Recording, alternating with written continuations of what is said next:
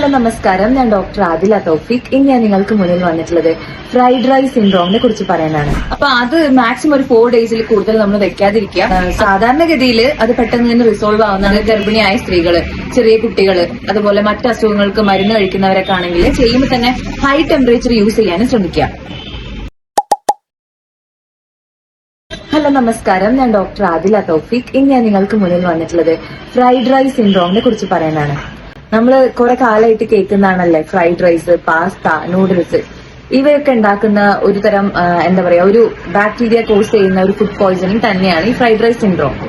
നമുക്ക് കോമൺലി നമ്മളുടെ ഈ തട്ടുകടകളിലാവട്ടെ, ഹോട്ടലുകളിലാവട്ടെ, ഈവൻ റോഡ് സൈഡുകളിലൊക്കെ എപ്പോഴും ഫീസിബിൾ ആയിട്ട് കിട്ടുന്ന ഒരു ഐറ്റമാണ് ഫ്രൈഡ് റൈസ്. അപ്പൊ ഇത് എങ്ങനെയാണ് നമുക്ക് ബാസിലസ് സീരീസ് ഇൻഫെക്ഷൻ ഉണ്ടാക്കുന്നതെന്ന് വെച്ചാൽ, ഇത് നമ്മൾ എന്ത് ചെയ്യും, ഇതൊരു സ്പോർ പ്രൊഡ്യൂസിംഗ് ആയിട്ടുള്ള ബാക്ടീരിയയാണ് ഈ ബാസിലസ് സീരീസ്. ഇത് നമ്മൾ ഒരു 2 hours കൂടുതൽ നമ്മളിത് പുറത്ത് വെക്കുക, ഔട്ട്സൈഡ് ആയിട്ട് വെച്ച് കഴിഞ്ഞാൽ ഈ പറയുന്ന ബാക്ടീരിയയിൽ കണ്ടാമിനേറ്റ് ചെയ്യാനുള്ള സാധ്യത വളരെ കൂടുതലാണ്. അതോടൊപ്പം തന്നെ ഇതെന്ത് ചെയ്യും, നമ്മൾ റീകുക്ക് ചെയ്യുന്നുണ്ട് അല്ലേ, ഓരോരുത്തർ വരുമ്പോൾ, കസ്റ്റമർ വരുമ്പോൾ നമ്മൾ ചൂടാക്കുന്നുണ്ട്. ഈ ചൂടാക്കുമ്പോഴൊന്നും ഇതിനകത്ത് അടങ്ങിയിട്ടുള്ള ഈ സ്പോർട്സ് നശിച്ചു പോകുന്നില്ല. അതുകൊണ്ട് തന്നെ നമുക്ക് പെട്ടെന്ന് ഈ ഒരു ഫുഡ് പോയിസണിങ് വരാനുള്ള സാധ്യത വളരെ കൂടുതലാണ്. മറ്റൊരു കാര്യം നമ്മൾ ശ്രദ്ധിക്കേണ്ടത് എന്താണെന്ന് വെച്ചാൽ, നമ്മളിപ്പം ഈ ഫുഡൊക്കെ ബാലൻസ് വരുന്നത് ആവട്ടെ, നമ്മൾ വീടുകളിലാണെങ്കിൽ റെഫ്രിജറേറ്ററിൽ സൂക്ഷിക്കും. അപ്പൊ അത് മാക്സിമം ഒരു 4 ഡേയ്സിൽ കൂടുതൽ നമ്മൾ വെക്കാതിരിക്കുക. അതുപോലെ തന്നെ വീണ്ടും വീണ്ടും ചൂടാക്കി കഴിക്കുന്നവരാണെങ്കിൽ മാക്സിമം 1 or 2 ടൈംസിൽ കൂടുതൽ നമ്മൾ അത് റീഹീറ്റ് ചെയ്യാതിരിക്കുക. റീഹീറ്റ് ചെയ്യുമ്പോൾ തന്നെ ഹൈ ടെമ്പറേച്ചർ യൂസ് ചെയ്യാനും ശ്രമിക്കുക. ബേസിക്കലി ബാസിലസ് സീരീസ് കോസ് ചെയ്യുന്ന ഇൻഫെക്ഷൻസ് എന്ന് പറയുന്നത് നമുക്ക് സാധാരണഗതിയിൽ അത് പെട്ടെന്ന് തന്നെ റിസോൾവ് ആവുന്നതാണ്. 24 hours കൊണ്ട് തന്നെ റിസോൾവ് ചെയ്യുന്നതാണ്.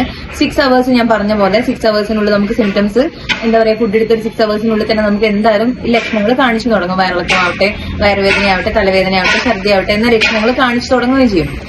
മറ്റൊരു പക്ഷത്തില് നമ്മൾ പ്രധാനമായിട്ടും ശ്രദ്ധിക്കേണ്ടതെന്ന് പറയുന്നത് ഗർഭിണിയായ സ്ത്രീകള്, ചെറിയ കുട്ടികള്, അതുപോലെ മറ്റ് അസുഖങ്ങൾക്ക് മരുന്ന് കഴിക്കുന്നവരൊക്കെ ആണെങ്കിൽ നമ്മൾ എന്ത് ചെയ്യണം, അവരെ കൂടുതലായി ടേക്ക് കെയർ ചെയ്യണം. കാരണം ഈ ഡീഹൈഡ്രേഷൻ കോസ് ചെയ്യാനുള്ള സാധ്യത വളരെ കൂടുതലാണ്. ഡീഹൈഡ്രേഷൻ കാരണം പല ഇലക്ട്രോണിക് ഇംബാലൻസുകളൊക്കെ വന്ന ആൾക്ക് ഒരുപാട് ബുദ്ധിമുട്ടുകൾ വരാനുള്ള സാധ്യത കൂടുതലാണ്. ഫ്രൈഡ് റൈസ് സിൻഡ്രോമിനെ പറ്റി എല്ലാവർക്കും മനസ്സിലായി വിശ്വസിക്കുന്നു. അടുത്ത വീഡിയോ കാണുന്നവരെ നമസ്കാരം.